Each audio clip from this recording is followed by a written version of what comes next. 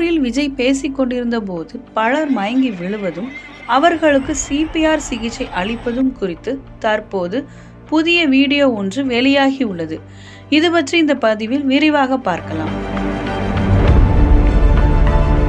தமிழக வெற்றி கழக தலைவர் விஜய் கடந்த 27ஆம் தேதி கரூரில் பரப்புரை மேற்கொண்டார். அப்போது நேரிட்ட கூட்ட நெரிசலில் சிக்கி 41 பேர் உயிரிழந்தனர்.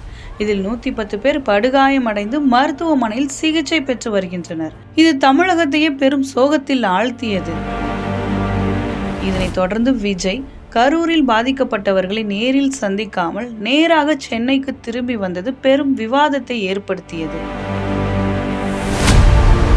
விஜயை கைது செய்ய வேண்டும் என போஸ்டர்கள் ஒட்டப்பட்டதால் பிரச்சனை பூதாகரமாக மாறியது. மேலும் தமிழக அரசு சார்பில் ஓய்வு பெற்ற நீதிபதி அருணா ஜெகதீசன் தலைமையில் ஒரு நபர் விசாரணை ஆணையம் அமைக்கப்பட்டது.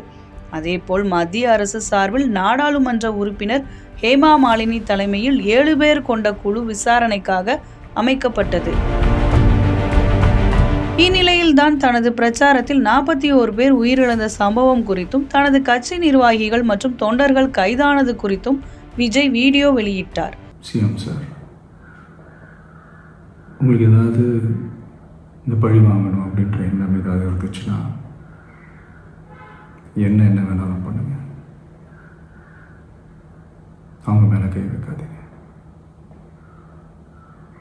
நான் ஒன்று வீட்டில் இருப்பேன், இல்லை நான் ஆஃபீஸில் இருப்பேன். என்ன வேணாலும் செய்யுங்க.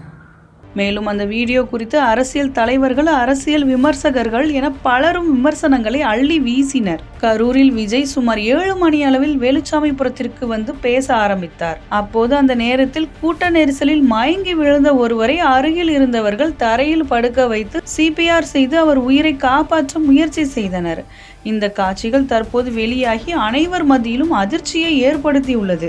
அது மட்டுமல்லாமல் அந்த நேரத்தில் பேசிக்கொண்டிருந்த விஜய் பொதுமக்களை பார்த்து அவர்களுக்கு வழிவிடுங்கள் என்று கூறும் காட்சிகளும், மயக்கமடைந்த ஒருவரை தோளில் சுமந்தவாறு சிகிச்சைக்கு கொண்டு செல்லும் காட்சிகளும் தற்போது வெளியாகி அதிர்ச்சியை ஏற்படுத்தி உள்ளது குறிப்பிடத்தக்கது.